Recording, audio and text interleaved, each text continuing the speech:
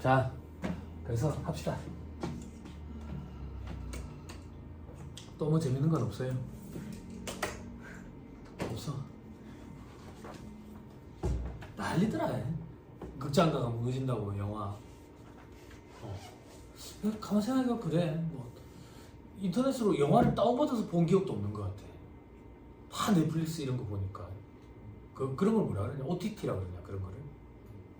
다 그거 보니까 영화 뭐 퀄리티가 영화에 가까우니까 도리어 영화보다 퀄리티가 더 괜찮은 것도 있고 시간도 기니까 뭐 구성도 탄탄하고 이러니까 완전 막 죽어버리는 것도 많아. 어렵죠. 어렵고 또 지금 뭐 경기가 완전 바닥이라 가지고 어렵다 하는데 거의 다 끝났어요. 부가세 신고는. 끝났어요. 어제 밤 1시까지. 반도 못했어요. 이래 얘기하면 누가 들으면 뭐 업체 되게 많은 줄 알겠다. 그게 아니라 이번에 기한이 연장됐잖아요. 그렇죠. 보통 우리 이제 신고 기한을 연장해 주진 않거든. 신고는 원래 정상적으로 하고 납부 일차만 조금 연장을 해주는데 이번에는 신고 기한도 같이 연장을 해줘서 신고 기한도 같이 연장을 해줬는데 그걸 제가 이제 업체 사장들한테 얘기를 안 할래 했어요. 그러면 내가 분명히 힘들어지겠지 싶어서 얘기를 안 하려 했는데 단체 메일을 보내려고 이제 문구를 정리하고 있는데 업체 사장 한 분이 전화가 왔는데 세무사님 요번에 뭐 늦춰진다는 얘기가 있던데 그러길래 문구를 넣어야 되겠다 싶어가지고 단체 메일로 안내 드릴 테니까 그거 참고하세요. 그래서 내가 1월 31일로 연장됐다라고 멘트를 넣었더니 자료를 안 주는 거야. 이제. 그래요? 기한이 이제 좀 있다 이런 생각에. 그러니까 이제 일이 진척이 없는 거지. 나중에 너 일해보면 알겠지만 외계사무실 여직원들 막 밤새하고 그러거든. 신고기한 임박하고 그러면 그럼 프로그램이 이렇게 업그레이드 되고 프로그램이 좋아졌는데 뭐 때문에 저래 밤샘을 하지? 일이 많아서 밤샘 하지 않아. 일이 많아서 밤샘 하는 게 아니라 자료가 늦게 와. 자료가. 그래서 회계사나 세무사가 회계사 세무사나 사무장들이 자료를 빨리빨리 받아다 줘야 돼. 그래 여직원들이 야근 없이 빨리빨리 할 수 있다고. 그리고 자료가 수정되는 경우도 좀 허다하고 막 이렇거든. 예전처럼 막 세형계산서를 막 3,000장, 4,000장씩 찍어놓고 이런 일이 없기 때문에 요즘에는 뭐 업무가 많아서 야근한다 그런 일은 없어. 업무가 많으면 돈도 많아. 그래서 불만도 없을 거라. 요번에 좀 후회를 하고 있어요. 얘기를 안 할 걸 그랬나 이런 생각도 들고. 업체들은 그거하고 관계없이 납부만 좀 늦게 하세요 이렇게만 하지. 네, 그렇게 저는 해서 제가 조금 막 작다를 좀 하는 스타일이거든요. 네, 그래가지고 아니면 제가 갈게요. 이렇게 쫙 하다가 꽤 직원들이 되게 편하죠. 네. 요즘에는 안내문 보낼 때도 저도 이제 인터넷에 블로그 자료 이런 걸 많이 참고하거든요. 그러니까 보통 보면 이제 뭐 어떤 사람들이 이제 쿠팡이라든지 배민 이런데 부가세 자료 어떻게 조회하는지 그런 걸 막 스크린 캡처를 해가지고 막 올려놔요. 그러면 뭐 제가 그런 거 할 필요 없이 저는 그걸 따서 바로 보내주거든요. 참고하라고. 근데 그런 걸 보내줘야지. 아니면 이제 음식점이나 이런 서비스 요식업에 있는 분들은 판매 대행 결제 자료 이런 것들이 많아가지고 이런 걸 일일이 다 조회하려면 자기들이 또 검색을 해봐야 되니까 번거롭지. 장사해야 돼. 바쁜데. 회계사무실에서 좀 이런 것까지 해주면 좋겠다 이런 생각을 하는데 회계사무실에서 그걸 조회할 수 있는 권한이 없거든. 그래서 그런 걸 좀 미리 안내자료를 주면은 그런 거 말고 뭐 제조업이라든지 이런 데는 도리어 이제 깔끔하지. 그리고 법인은 더 깔끔하고 요즘 법인 신고하는 게 훨씬 더 깔끔. 개인 자영업자들 신고하는 게 좀 손이 많이 가서 그렇지. 그래도 괜찮은 게 뭐냐면 우리가 하는 일이 이게 장점일 수도 있고 단점일 수도 있는데 우리가 하는 일은 무조건 기한이 정해져 있어. 그래서 장점을 얘기하면 기한 내에 무조건 끝이 나.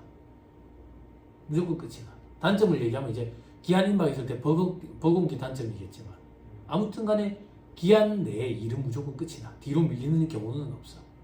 그래서 보통 세무사들 보면은 종수세 신고 끝난다 그러면 5월 31일까지 종수세 신고할 거 아니냐. 5월 31일 오전까지만 딱 하고 오후 비행기 타고 제주도로 넘어가 있지. 혹은 일본에 넘어가 있고. 그 저녁에 전화하면 다 이제 해외에 있지. 끝이 나 있거든. 직원들은요. 안 돼. 직원들은 한 며칠 더 출근해야 돼. 납부를 놓치는 경우가 있어. 납부서를 보내줬는데도 불구하고 깜빡하고 그럼 뒤늦게 납부서를 또 재차 만들어가 보내줘야 되는 일이 있기 때문에 바로 뒷날부터 휴가를 쓰기는 좀 그래. 자, 그래서 합시다. 괜찮다, 괜찮다. 스스로 이제 세뇌시키는 거야. 아직 반도 못했지만 괜찮다. 기한 내에 끝은 난다. 끝은 난다. 뭐 끝이 안 나겠나? 또 뭐 재밌는 거 있나? 임시 공휴일도 하시겠네요. 해야죠. 저 아니 저는 명절 때 안 움직이거든요. 네. 아니 그래도 네. 직원들이 저는 명절 때는 이제 와이프는 와이프 집에, 나는 우리 집에. 어머니한테 전화해가지고 첫째를 데리고 갈까 둘째를 데리고 갈까 둘 중에 하나만 데리고 갈게. 그래가지고 하나씩 데리고. 너희 엄마는 명절 때 네가 보고 싶은 거지 내가 보고 싶은 건 아니고, 우리 엄마는 명절 때 내가 보고 싶은 거지 네가 보고 싶은 건 아니고, 내가 각자 보고 싶은 데 갔다가 이중으로 가지 말고. 근데 명절 때 잘 안 움직이는 게 저는 와이프랑 명절 때 아니고는 쉴 데가 잘 없으니까 명절 때 그냥 양가 부모님한테 양해 말씀 구하고 넷플릭스 보고 있다. 그래서 지난번 명절 때 수리남인가 그 처음 봤지. 참 재밌더라고요. 자, 합시다.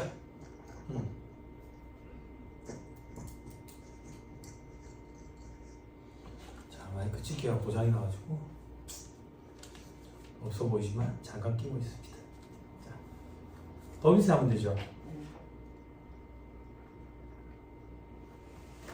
자, 제3편 법인세법을 드렸죠. 그죠? 총설이 되어 있어요. 147페이지에.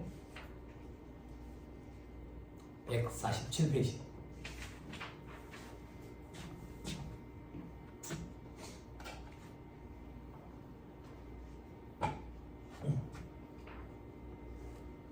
잠시만요.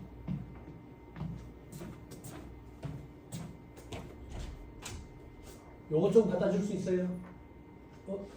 요거 마른 거, 젖은 거 말고. 분필 이거 쓰면은 젖은 거 못 써.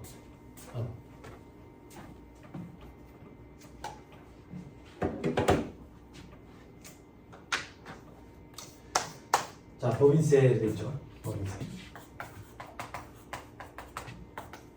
그리고 소득세. 법인세는 법인 소득세의 약자예요. 소득세는 개인 소득세의 약자. 요거는 묻힌 반용이 아니거든. 그래서 이거를 쓰면 안 돼. 내가 법인 소득세는 법인 소득세에서 소득이란 말을 생략해가지고 법인세율을 표현한다고. 소득세는 개인 소득세에서 개인이란 말을 생략해가지고 소득세 이렇게 표현하는 거야. 됐어요? 그죠? 그럼 이렇게 한 표시해보자. 법인세, 소득세 이렇게. 요걸 표현하는 이유가 뭔데? 법인세든 소득세든 소득에 대해서 과세한다 그 얘기야. 소득에 대해서 과세한다는 얘기는 뭔데? 내가 오늘 물건을 100만 원치 팔았어. 그건 내 소득이 아니라고. 매출이지. 내가 오늘 경비 칠 거 다 치고 나서 한 경비가 한 70만 원 들었어. 그럼 내 주머니에 순수하게 남은 소득 30만 원 남았잖아. 요걸 과세 물건, 과세 객체로 해가지고 요거에 대해서 세금을 매기겠대. 세금을. 그게 소득세라고. 이게 법인이 벌어들인 소득에 대해서 과세하는 게 법인 소득세. 개인이 벌어들인 소득에 대해서 과세하는 게 개인 소득세. 그 중에 우리는 법인 소득세를 본다 그 얘기야. 그러면 여태까지 심도 있게 공부는 안 했지만 부가가치세랑 달리 생각해야 된다고. 부가가치세는 소비세라고 표현해. 일반 소비세. 일반적인 소비에 대해서 과세하는 세금이 일반 소비세. 과세하는 행위에 대해서 과세. 뭐래? 소비하는 행위에 대해서 과세하는 거라고. 근데 법인세는 소득에 대해서 과세하는 거라고. 개념이 좀 달라. 개념이 됐죠? 자, 그다음 밑에 보니까 과세 대상 소득에 대한 법인세의 분류가 되어 있죠. 그죠? 제목만 눈으로 한번 보세요. 괄호 1번에 각 상도 소득에 대한 법인세. 자, 괄호 2번에 토지 등 양도 소득에 대한 법인세. 괄호 3번에 미완료 소득에 대한 법인세. 괄호 4번에 청산 소득에 대한 법인세. 자, 보세요.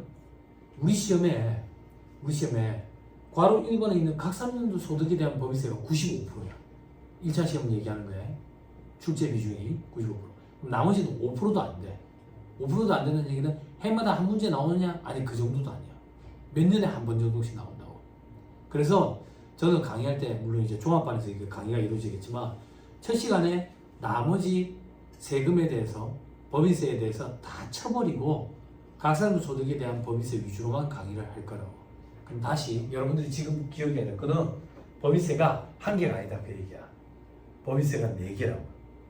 각사무 소득에 대한 법인세, 미완료 소득에 대한 법인세, 토지등 양도소득에 대한 법인세, 청산소득에 대한 법인세 이렇게 4가지. 지금 각사무연도 소득에 대한 법인세는 뭔데? 법인이 1년 동안 벌어들인 소득에 대해서 다음 연도에 신고하는 거. 요게 각사무 소득에 대한 법인세야. 기한은 어떻게 되는데요?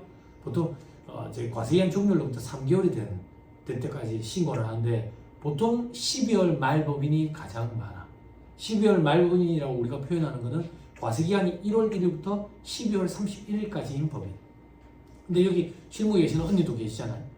4월 1일부터 다음 연도 3월 31일까지가 한 개의 회계기간인 법인도 있어.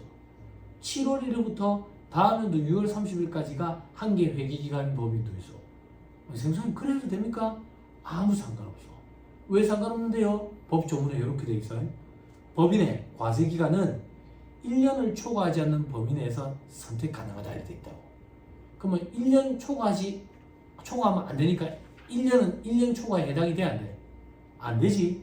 그러면 1년 단위로 해가지고 2월 1일부터 다음 연도 1월 31일까지 해도 되고 뭐 1월 15일부터 다음 연도 1월 14일까지 해도 되고 뭐든 무방한 거야. 근데 1월 1일부터 12월 31일까지인 법인이 가장 보편적이고 많다고. 그럼 어떤 법인들이 12월 말 법인이 아닌데요? 여기 이제 보통 세무사님들이 계시는 회계사무실에서 온 친구들이 대부분인데 저는 감사원연합회 강의를 하거든요. 그럼 이제 회계사님들이 계시는 회계사무실에서 오는 경우가 제법 많아. 제법 많아. 그런 데는 3월 말 법인인 경우들이 제법 있어. 그리고 외국 회사랑 이제 조인했다든지 독일이랑 이런 경우에는 3월 말 법인이 좀 있어. 그리고 6월 말 법인도 있고 그래. 그런 것도 이제 간혹가면 회사가 이제 규모가 좀 커지면 경험하게 될 거라고. 그럼 우리는 제일 보편적으로 12월 말 법인이 가장 많아. 그럼 12월 말 과세기한 종료일이네. 그때부터 3개월이니까 3월 말까지 법인세 신고 납부가 이루어지는 거지. 법인세도 신고 납부 세무라고. 신고와 동시에 납부를 하는 거야. 그래서 3월 말까지. 그래서 앞으로 강의할 때 그냥 3월 말 이런 표현을 쓸 거라고. 됐죠? 12월 말 법인을 가져오라 해서. 자, 그거에 대해서 우리가 앞으로 공부하게 될 거다. 그럼 나머지는 소개 위주로 하자. 바로 이번에 토지 등 양도소득에 대한 법인세. 자, 이건 뭔데? 두 번째 줄에 법인의 부동산 투기 방지를 목적으로 하는 거예요. 투기 방지를 주택 별장, 비사업용 토지, 그리고 주택을 취득할 수 있는 권리. 주택, 집, 별장, 그리고 비사업용 토지, 비가 아닌 비자야. 사업에 안 쓰는 토지. 그리고 그 다음 뭐라고 했지? 뭐 주택을 취득할 수 있는 권리, 이거는 집 같은 거 이렇게 생각하면 돼. 그러니까 집이랑 집 같은 거, 별장, 비사업용 토지 이런 거 법인이 갖고 있다 그거야. 부동산의 투기를 방지하기 위한 목적이다. 이 법인이 뭐 하는 법인인데? 컴퓨터를 제조 판매하는 법인이야. 누가 별장 뭐 한다 갖고 있는데? 누가 사업에 안 쓰는 땅을 왜 갖고 있는데? 누가 집을 취득할 수 있는 권리, 분양권 이런 거 왜 갖고 있는데? 투기 목적으로 갖고 있는 거 아니냐 이거야. 투기 목적으로. 그러면 어떻게 법인의 부동산 투기를 방지하는데 우회적으로 제재를 가하는 거야. 어떻게 제재를 가하는데? 법인이 비사업용 토지를 갖고 있다가 갖다 팔아가지고 차익이 한 3억 남았어. 그럼 그 차익도 소득이잖아. 소득. 이 소득에 대해서 앞에서 잠깐 봤던 각사업연도 소득에 대한 법인세라는 명목으로 세금을 한번 떼. 그리고 토지 등 양도소득에 대한 법인세라는 명목으로 세금을 한 번 더 떼. 한 번 더 떼? 그게 무슨 말이에요? 지금 차액 소득 3억 남았잖아요. 그 3억에 대해서 세금을 2번 때렸네. 이중과세라고. 이중과세. 그렇게 이중으로 과세해서, 즉 제재를 가하면서 투기를 못하도록 막겠다 이거야. 그 명목으로 나온 규정이 토지 등 양도소득에 대한 법인세라고. 됐어요? 세율은 어떻게 되는데요? 그냥 듣고 올려요. 뭐 10% 있고 20% 있고 40% 있고 막 이래. 그렇게 세 가지가 있다. 됐죠? 그렇죠? 근데 이게 2차 시험 때는 좀 심도 있게 공부를 해야 돼. 심도 있게. 어떤 부분이 힘든데요? 비사업용 토지라 했잖아. 그럼 비사업용 토지라는 얘기는 사업에 안 쓴다는 얘기잖아. 그럼 뭐 사업에 쓰는지 안 쓰는지를 어떻게 구분할 거냐 이거야. 어떻게 구분한다는 게 무슨 말입니까? 사업과 관련이 있는지 여부를 판단해야 되는데 사업과 관련된지 여부 판단은 무슨 기준으로 할 거냐? 듣고 올려요. 정관상 목적 사업과 관련된 용도로 쓰면 사업과 관련된 용도로 취득하라 해가지고 사업용 토지로 된다고. 근데 정관상 목적 사업과 관련이 없으면 비사업용 토지야. 근데 이게 실무적으로 칼로 무자르듯이 탁 잘라가지고 여기까지는 사업용, 여기부터는 비사업용, 요게 안 돼. 그 실무적으로는 전문가들이 검토를 해야 돼. 그러니까 이거 제가 이제 실무 강의할 때 회계사무실에 직원분들이 오시면 제가 이 얘기를 한다고. 요거는 꼭 오너분한테 판단을 조금 내려달라 하라고. 의사결정자가 판단을 해야 돼. 그러니까 세무사는 회계사는 이런 일을 하는 거야. 전표 입력하는 게 아니라 여직원들이 하는 거야. 이런 거 하려고 우리가 이 공부를 하는 거예요. 네. 힘들어요. 어려워요. 2차 때 하면 돼. 1차 때는요. 사업에 쓴다. 안 쓴다. 그냥 이러다가. 자, 또 어떤 게 있는데 뭐 별장 이런 것도 실무적으로 이래. 이 사업에 쓰는 경우도 있거든. 별장이. 어떤 경우로 쓰냐면은 이제 외국에서 바이어들이 왔다. 접대 목적으로 쓴다 하더라. 뭐 그런 경우도 있거든. 그러니까 이게 실무적으로는 좀 검토를 해봐야 돼. 아무튼 우리는 지금 이 수준까지만 한다. 자, 동그라미 이번에 신고 납부 기한은 각 사람 소득에 대한 법인세 신고 납부 기한과 동일하다. 즉 같이 3월 말까지 한다 그 얘기. 됐죠? 자, 그리고 바로 4번 청산 소득에 대한 법인세. 청산 소득에 대한 법인세는 뭔데요? 법인이 문을 닫는다고. 문을 닫아. 그러면 여기서 분명히 선택 과목을 상법을 선택하는 사람도 있을 거고 행정소득법을 선택하는 사람도 있을 건데 요즘엔 대세가 행정소득법을 선택하는 게 대세거든. 그럼 꼭 행정소득법을 선택해야 되나요? 이렇게 질문이 들어오면 참 난감해. 그런데 대세에 따라가는 게 여러분들이 공부할 때 편해. 그래서 제가 강의할 때 농담삼아 꼭 하는 얘기가 그 얘기야. 손가락이 6개인 나라에서는 손가락 5개가 비읍시이시라고. 어쩔 수 없이 따라가야 돼. 근데 이게 시대 상황이 변모한다고. 제가 이 시험을 준비할 때는 90%가 상법을 선택했거든요. 90%가 지금은 75%가 행정소득법을 선택하고 있어요. 이게 달라지더라고. 난이도 조절에 실패해서 그래. 상법이 너무 어려워가지고 시험 문제 출제되는 게. 상법을 강의하는 강사들 중에서도 그런 말을 하는 사람도 있다고. 과거에 사법고시가 존재했을 때 사법고시 1차에 나오는 상법 수준 이상으로 문제가 나올 때도 있었다. 이렇게. 그러니까 각 법마다 과목마다 성격이 조금씩 다르니까 난이도 조절이 힘든 거야. 어떻게 난이도를 똑같이 맞출 수가 있겠어? 근데 항상 상법이 난이도가 많이 높았어. 행정소득법은 항상 난이도가 많이 낮았고 그리고 양도 작아. 그러니까 어느 순간 수험생들이 야금야금 행정소득법으로 넘어가기 시작하면서 행정소득법을 강의하는 강사들도 점점 나오는 거지. 돈이 되니까 수요가 있으니까. 그전에는 없었다니까. 그러면서 이제 확 이쪽으로 넘어가 버렸어. 여러분들이 그 결정하는 건 여러분들 마음이지만 제가 도와드릴 수 있는 거는 대세에 따라가야 공부할 때 편해. 그게 무슨 말인지 나중에 실제 해보시면 느끼실 거라. 상법을 공부하면 이런 걸 알게 되거든. 회사가 이제 없어지는 거지. 회사가 없어질 때는 일단 먼저 해산 등기를 해.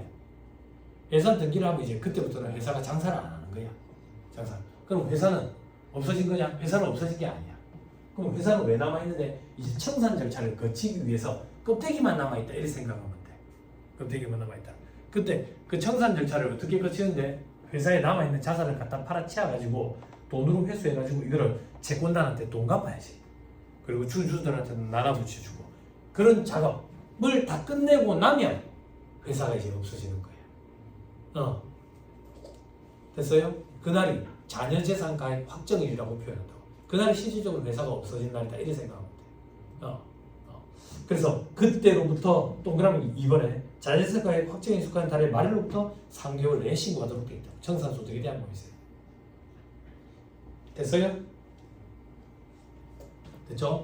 그럼 도대체 청산소득은 뭐냐 이거야.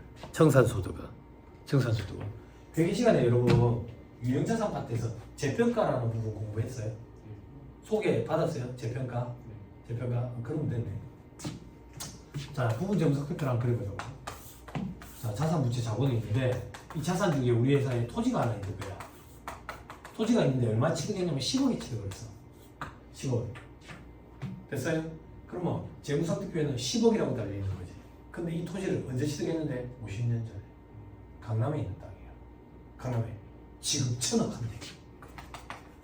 1,000억. 1,000억.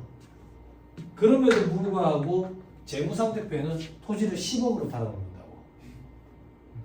이 10억을 뭐라고 표현하는데? 역사적 원가라고 표현하지. 여기 시간에 공부했어요 혹시? 위에 방 올라가면 할 거예요. 역사적 원가 아주 어려워서 그럴 거예요. 역사적 원가로 이렇게 달려있다. 그러면 요거는 뭔데? 요거는 현 시점에 시가지 시가. 그지? 시가는 1,000억인데 왜 10억으로 달아놓지? 회계는 계속 기업을 가정으로 하기 때문에. 계속 기업을 가정으로 하기 때문에 역사적 원가로 측정하는 근거가 되는 게 계속 기업의 가정이라고. 회계의 기본 가정이라고 해가지고 위에 방 가면 아마 배우실 거예요. 회계의 기본 과정이 여러 가지가 많았는데 개정을 거치면서 하나씩 빠져나가다가 이제는 기본 과정이 한 개밖에 안 남았어. 그 기본 과정이 계속 기업의 과정이야. 들어봤어요? 고잉 컨선이라 가지고 계속 기업의 과정은 뭡니까? 이 회사가 당장 망하지 않고 영속할 거라고 본다 그 얘기야. 영속할 거라고 본다. 영속할 거라고 보기 때문에 토지를 10년, 50년 전에 10억에 취득해온 이 취득가에 그대로 역사적 원가 그대로 장부에 달아놓을 수 있다 그 얘기야. 그럼 만약에 회사가 영속하지 않고 내일모레 망할 것 같으면 어떻게 하는데요? 망할 것 같으면 10,000억으로 바꿔 고쳐 놓는다 그 얘기야. 혹은 여러분들이 유형자산 파트에서 공부한 재평가 회계처리 이걸 감정을 받아가지고 재평가 하겠지. 됐어요? 여기까지 회계 영역이야. 자, 세법 영역으로 볼게요. 세법의 입장은 어떤데요? 세법의 입장은 회사가 10억으로 달아놨다. 그럼 그대로 인정이 돼. 회사가 이걸 재평가를 해서 1,000억을 했다. 인정 안 돼. 즉 회계에서 얘기하는 재평가 회계 처리를 세법에서는 인정을 안 해준다고. 왜 인정을 안 해주는데? 세법의 입장은 뭔데? 어쩌라고 팔았냐고. 그래서 그 1,000억이든 100억이든 2,000억이든 팔았냐고.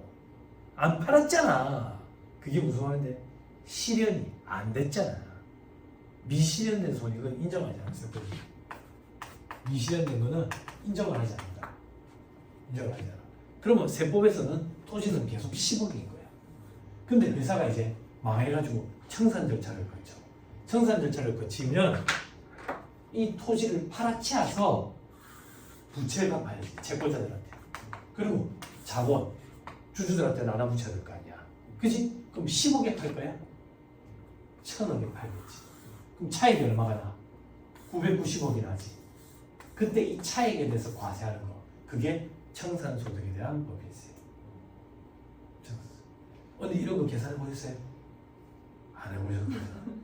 회계사무실에서 우리가 몸을 담으면서 몸 담고 있으면서 청산소득에 대한 법인세라는 걸 계산하는 경우가 극히 드물어. 왜 극히 드문데? 우리는 그렇게 의리가 있지 않아. 회사가 망할 것 같으면 수임이 계약이 해지될 거라고. 수수료도 못 받을 거고. 응? 그래서 우리가 청산 절차까지 거치는 걸 우리가 목도에 두고 이렇게 바라보지는 않아. 응? 그럼 직원들은요? 직원들 이미 자소서 써서 딴 데 갔다고. 그래 직원들도 볼 일이 없어. 그래서 나는 이거 실무 강의할 때 볼 일 없으니까 신경 쓰지 마세요 이래 얘기한다고. 근데 저는 이걸 해봤어요. 월급쟁이로 있었을 때, 법인에 있었을 때, 여기 오너가 마인드가 괜찮더라고. 회사가 망했어. 회사가 망했으니까 직원들이 임금도 밀려있고 퇴직금도 못 주고 있고 건강보험도 체납돼 있고 난리지. 세금도 체납돼 있고. 근데 이 오너가 진짜 괜찮은 오너가 보통 회사가 망하면 오너가 현금으로 회전시켜가지고 어디 땅에다가 묻어놓았거든. 그 치마 어디 가서 산다고. 도둑놈이라고. 근데 이 오너는 이 법인을 살 사람을 찾아다니더라고. 그래 법인을 살 사람을 찾아다니가지고 저 강철에 있는 업체였는데 조건이 뭐냐면 돈은 아무것도 안 줘도 되고 이 직원들 밀린 임금이랑 퇴직금 정리해주는 조건. 그래가지고 법인을 넘겼어. 네, 그럴 때 청산소득에 대한 법인세 계산하는 걸 본 적이 있어요. 근데 이런 경우가 생기면 일할 때 되게 힘들어. 왜 힘드냐면 퇴직금을 대가로 팔았잖아. 장부에 자산을 달게. 거기 기장치라든지 막 이런 거 갖고 왔을 거 아니에요. 근데 아무도 없다. 예, 그런 일이 있었어요. 아무튼 그래서 한번 본 적이 있어요. 그 이후로는 한 번도 본 적이 없어요. 다 도둑 들은 거예요. 재무구설 기능을 찾지. 직원들 뭐 월급 이런 거 신경 안 쓴다. 어디 뭐 변호사 돈 주고 써가지고 마누라 명의로 싹 다 돌려놔놓고 위장 이혼해버리고 막 이런다고. 위장 이혼이 생각보다 많다고. 자 마지막 괄호 3번 미완료 소득에 대한 법세. 자 봤죠? 오늘 아침에 돌돌이를 못하고 가지고 개털이 많이 붙었는데 오늘 아침에 그 저기 비 온다고 차 끌고 가라 그래가지고 개를 좀 태워가 봤더만 개털이 좀 붙었는 거예요. 아무튼 색깔 보셨죠? 빨간색 아니죠? 파란색 아니죠? 주황색 아니죠? 노란색 아니죠? 연두색도 아니에요. 과거에 박근혜 정부 때 보편적 복지를 해야 된다 이래가지고 세수 확보가 필요했어. 돈이 있어야지 보편적 복지를 할 거 아니야. 그래서 세수를 확보해야 되는데 그때 고안해 놓은 이제 규정이 이거라고. 미완료 소득에 대한 법세. 이 미완료 소득에 대한 법세가 뭐냐면 가게와 기업 간에 선순환을 하죠. 선순환. 그 선순환이 선자가 먼저 선자가 아니라 착할 선자야. 착할 선자라고. 착할 선자. 그럼 이게 뭐 어떤 게 착한 선순환인데 기업체가 그 당시 시점에 경기가 되게 안 좋았어. 근데 우리나라 대기업체들, 굵직굵직한 큰 기업체들은 사상 최고의 영업이익을 내고 있는 거야. 수출이 괜찮아가지고. 그럼 사상 최고의 영업이익을 내고 있는데 기업체들이 돈을 계속 움켜주고 안 푸는 거야. 경기가 안 좋고 그 당시에 우리나라도 이제 일본처럼 장기 불황에 늪에 빠졌다. 장기 불황이 시작됐다. 일본처럼 우리나라도 10년이 지속이 될지 그 이상 될지 아무도 모르겠다. 이런 비관적인 기사들도 많이 났어. 그러니까 기업체들이 경기가 안 좋아질 거에 대비해 가지고 돈을 계속 움켜쥐는 거지. 풀지 않고. 그러니까 경기가 안 좋다라는 시그널이 나오는데 돈까지 안 푸니까 계속 더 악순환인 거야. 그래서 정부에서 구하는 게 기업체들 돈 좀 풀어라. 그럼 어떤 명목으로 돈을 풀까? 직원들 임금 좀 올려주라. 임금 좀. 그럼 직원들 임금을 올려주면 임금이 올라갔으니까 직원이 쓸 수 있는 돈, 가처분 소득이 증가했네. 가처분 소득이 증가하면 소비가 촉진될 거야. 소비가 촉진되면은 그 소비하는 물건 중에 어떤 물건은 우리 회사 물건일 수도 있어. 그럼 우리 회사도 잘 되고 직원들도 이제 만족도가 높아지고 또 투자를 많이 하래. 기업체들 투자. 그럼 투자를 하면 자금 확보가 되니까 여기서도 소비도 촉진되고 성장도 되고 배당도 줄 거고 그럼 여기도 줄 거고. 그래서 가게와 기업 간에 선순환을 이루어지도록 하자. 그렇게 했다고. 근데 이게 조금 안타까운 게 그러면 기업체들이 움켜진 돈을 풀 수 있도록 유인책을 줘야 되는데 유인책이 아니라 제재를 가해서 즉 임금 상승하는데 너그 회사에 임금 남은 거를 써라. 그리고 다른 회사에 투자하는 데 써라. 그런데 돈을 안 쓰고 쌓아둔 돈이 있으면 10%만큼은 세금으로 내라 이랬다고. 그래서 그 당시에 반발이 되게 심했어. 어떤 반발이 심했냐면 자본주의 사회에서 영리를 추구하는 기업이 이윤을 남긴 거에 대해서 정부가 이런 용도로 써라 저런 용도로 써라 이러는 것도 사회주의 체제에서나 있을 법한 얘기다. 이런 말들이 많았어. 그래서 이 규정이 없어질 거라고 이런 말들이 있었다고. 근데 이게 아니나 다를까 또 일몰 규정이 기간이 되게 짧았어. 2019년인가 그랬던 것 같아. 일몰 기한이. 2019년 말 정도 돼가지고 이 규정이 연장이 안 되더라고요. 그래서 이제 없어졌구나 싶었는데 이 규정이 원래 법인세법에 있던 규정인데 조세특례 제한법이라는 데 가가지고 연장이 된 거야. 이름이 바뀌었어. 투자 및 상생협력 촉진을 위한 과세특례. 그리고 세율은 20%로 증가해버렸어. 그래 지금까지 오고 있어. 지금까지. 물론 모든 법인이 과세 대상은 아니고 자기 자본이 500억이 넘는 엄청 큰 법인들 그리고 상호 출자 제한 기업 집단에 속하는 법인들 이런 법인들만 과세 대상이었는데 이 규정도 작년에 완화를 시켜줘가지고 자기 자본 500억 초과하는 법인 제외. 이제는 상호 출자 제한 기업 집단에만 속하는 법인들만 과세 대상이야. 그러면 듣고 올려요. 이러고 우리 시험에 안 나와요. 상호 출자 제한 기업 집단은 뭔데? 아름다운 사람들, 금호아시아 그룹에 속해 있는 법인들만 대상이다 그 얘기야. 그럼 뭐 그룹이면 다 대상입니까? 아니. 사무출자 제한기업 집단은 이 기업 집단 전체의 자산 총액이 5조 원이 넘는 기업들. 그러면 우리는 보통 그룹들이 거기에 해당이 된다. 이런 데만 대상이야. 그러면 여러분들이 나중에 시험에 합격하면 세무사로서 이제 필드에서 활동할 때 미완료 소득에 대한 보면서 계산하는 걸 볼 일이 없을 거야. 그럼 니는요? 하나 있지. 니는 어떻게 했는데 회계사님들이 계시는 회계사무실 직원들 대상으로 내가 강의한다 했잖아. 회계사님들이 계시는 사무실의 직원들은 사무출자 제한기업 집단에 속하는 기업체들을 대상으로 하는 데가 있어. 그래서 미완료 소득에 대한 보면서 계산하는 걸 경험해 보신 분들이 간혹 오십니다. 부산에서도 있습니다. 됐죠? 자, 다 제거시켰어요. 다 제거시켰고 이제는 우리는 각 3년도 소득에 대한 법인세 위주로 강의를 한다. 149페이지. 힘들어요? 안 힘들죠? 그냥 뭐 몸이 찌뿌둥하죠? 날씨가 꾸무리하고 그러니까 안 그래? 괜찮아? 몸이 찌뿌둥하죠? 우리는 몸이 찌뿌둥 오늘 날씨가 꾸무리하고 몸이 찌뿌둥하고 이러니까 공부하는 거예요. 공부하는 거예요. 원래 월요일부터 비 올 거라 했거든요.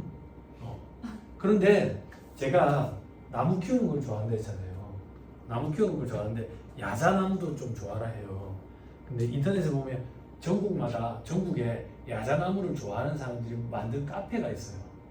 그럼 여기서 자기들끼리의 노하우를 공유를 해요. 왜냐하면 우리나라에서 야자나무라고 그러면 섬나라밖에서는 안 됐잖아. 그지? 근데 지구온난화 현상 때문에 지금 육지에서도 야자나무를 키우고 있거든.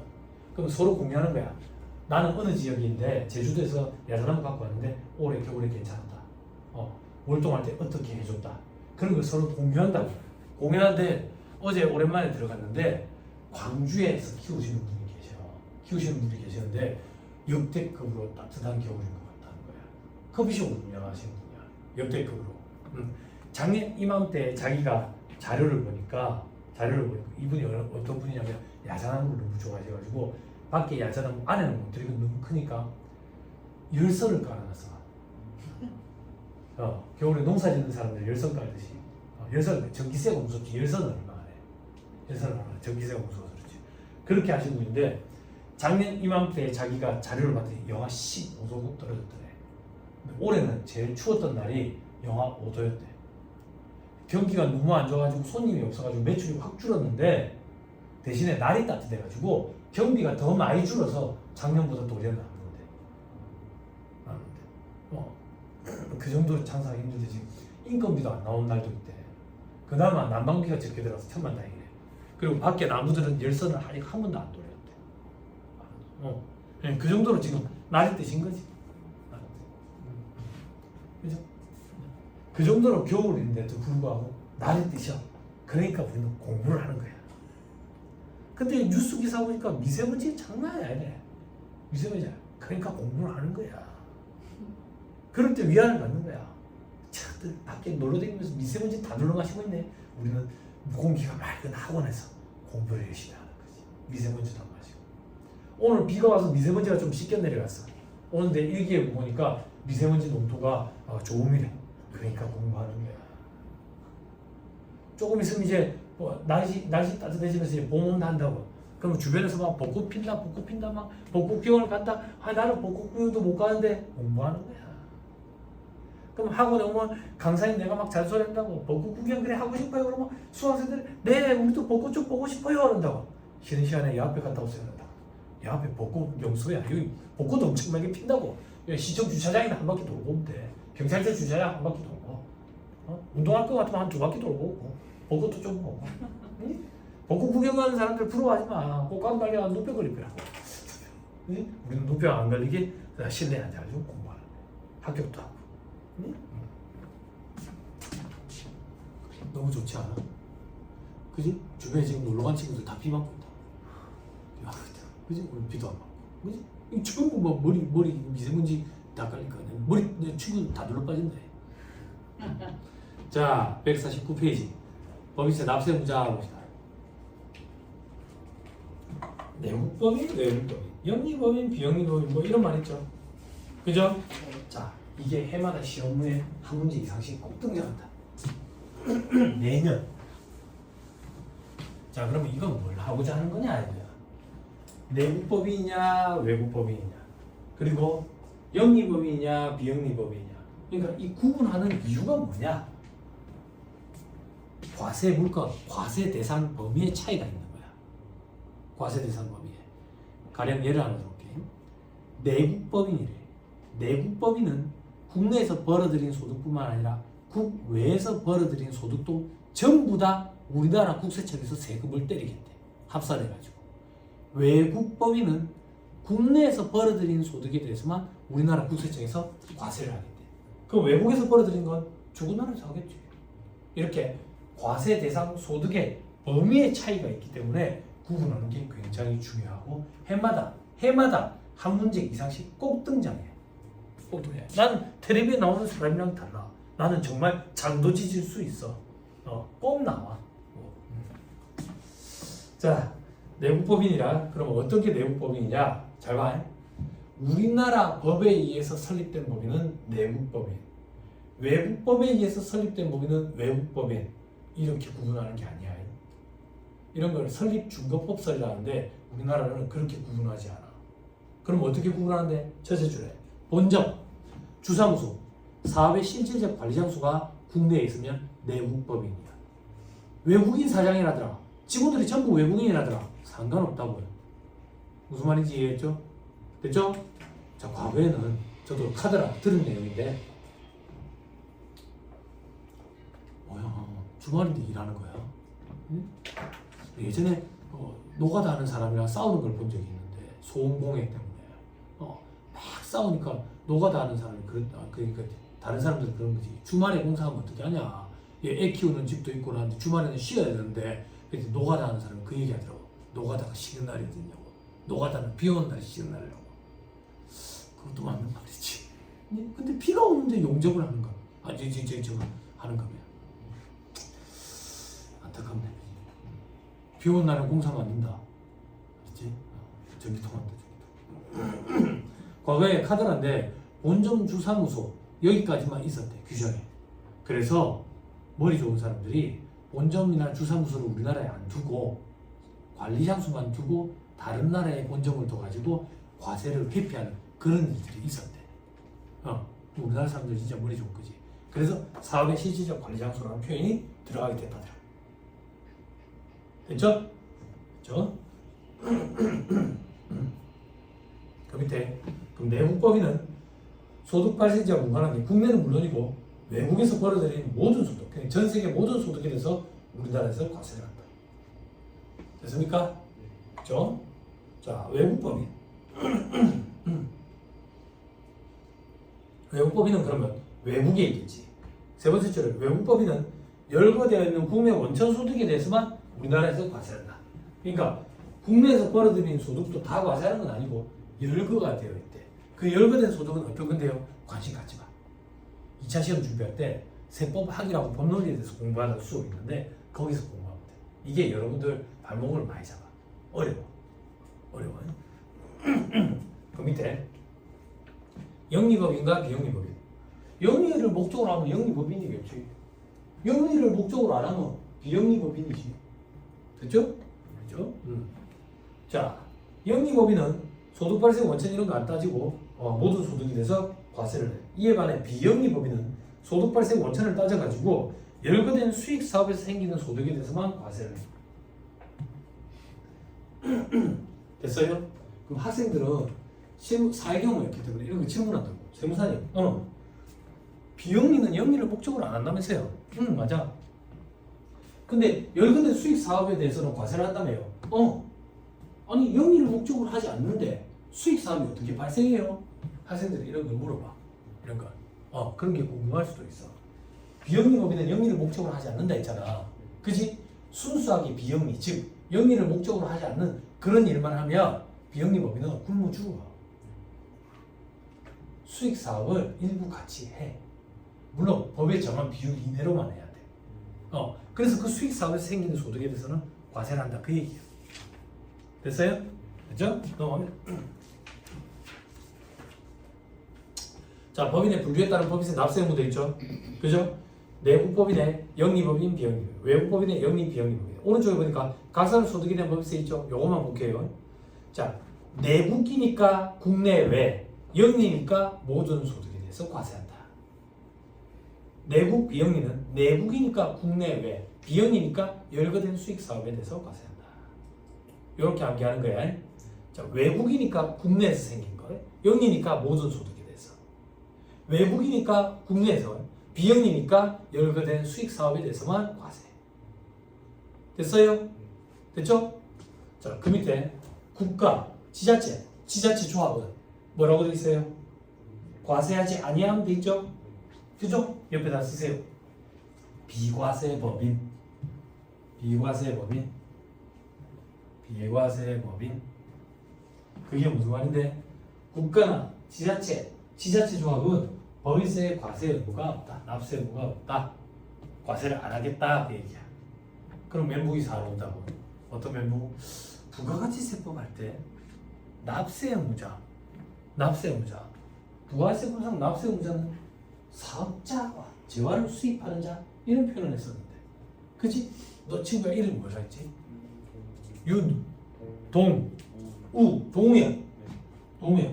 부가세법상 사업자의 정의가 어떻게 되냐? 부가세법상 사업자의 정의. 언니, 큰언니, 작은언니 해주세요. 사람이 셋이야. 머리가 셋. 여기 보세요. 부가세법상 사업자의 정의. 화장실 안 가고 싶어요. 화장실 안 가고 싶어. 화장실 가는 시간이 없겠지. 네? 대답 안 해주면 밥도 안 먹고 싶어요. 찾아라도 봐야지. 찾아보는 게 공부인데, 그지? 찾도 못 한다고. 복습이 안 돼 있으면 찾도 못 한다고. 도우야 빨리 찾아줘라. 부가세법상 사업자의 정의. 빨간 펜으로 너가 줄을 끊었네. 이거 너가 끊은 거지. 그치? 너가 잘 때 내가 끊어놓은 게 아니지. 이 세법이 참 희한하다. 여기 언니는 평범 펜으로 색깔도 칠해놨네. 희한하다고. 내가 저 언니 자고 있을 때 내가 줄을 대신 쳐준 게 아니라고. 이 세법이 희한하다. 내가 줄을 쳤는데 줄을 친 기억이 없어. 응? 자, 복습을 얼마만큼 해야 되는데요? 라고 얘기해 줬었어요. 그죠? 제가 물어봤을 때 대답을 할 수 있으면 복습이 된 거예요. 대답을 못하면 복습이 안 된 거예요. 복습이 되고 안 되고 합격과 불합격이 그렇게 구분이 되는 거예요. 에이? 됐지요? 너무 냉정한 게 아니에요. 그죠? 야, 조금만 더 하면 합격할 수 있을 것 같아. 빨리 카운터 가서 또 결제하고 와. 그런 얘기 안 하고 싶어요. 그런 희망 고문 안 하고 싶어요. 너는 그런 식으로 해서는 답 없어. 그만 접는 게 나아. 이게 차라리 도와주는 거예요. 공부 이래가지고는 답 없는 거예요. 그죠? 방향을 다시 잡아야 돼요. 그죠? 뻘로 보면 안 돼요. 뻘로 보면 안 돼요. 공부에. 다시 읽어주세요. 부가세법상 사업자의 정의. 영리 목적 유무 불문하고 됐습니다. 영리 목적 유무 불문하기 때문에 국가, 지자체 조합도 부가세법상 사업자에 해당한다 했었지. 기억나죠? 그럼 즉 국가, 지자체 조합도 부가세법상 납세 의무자에 해당하고 부가세 신고 납부 의무가 있다 그 얘기야. 근데 국가, 지자체 조합은 법인세법상 비과세법인, 법인세는 과세가 안 돼요. 법끼리도 좀 다르다고. 됐죠? 됐어요? 오케이, 됐어요. 돌아오세요. 151페이지. 4학년도와 납세지. 동그라미 읽어. 원칙. 법령이나 정관 등에서 정하는 1회기간을 4학년도로 하되 그 다음 뭐라고 되어 있지? 1년을 초과하지 못한다. 즉 법인세법상 과세기간 4학년도는 1년을 초과하지 않는 범위 내에서 선택 적용 가능하다. 그럼 세무사님 1년을 초과하지 않는 범위 내에서 선택 적용 가능하다. 아까 얘기할 때 1년을 초과하지 않는 범위 내니까 꼭 1년이 아니더라도 되겠네요. 맞아요. 그럼 6개월 범위를 해도 돼요? 됩니다. 3개월 범위를 해도 돼요? 됩니다. 상관없습니다. 근데 그렇게 하는 법인이 있나요? 본 적이 없습니다. 그건 왜 없는데요? 만약에 우리 회사가 3개월 법인이다. 직원을 못 뽑아. 직원을. 3개월마다 법인 결산을 치러야 되기 때문에 이 직원이 우리 회사에서 일을 안 하려 할 거야. 그래서 대부분 다 1년이더라. 1년. 됐어요? 됐죠? 저 밑에 2번에 납세지 되죠? 그죠? 바로 이번에 등기부에 따른 본점 또는 주사무소 소재지를 납세지로 한다. 이 납세지 관할하는 세무서장이 과세한다. 밑에 위에 1번에 괄호 1번에 의의 첫째 줄 납세지 관할 세무서장이 법인세를 과세한다. 됐죠? 납세지는 그거 말고 볼 필요 없어요. 자, 153페이지 제 2장의 계산 부족부터는 잠깐 쉬었다가 얘기를 하시죠.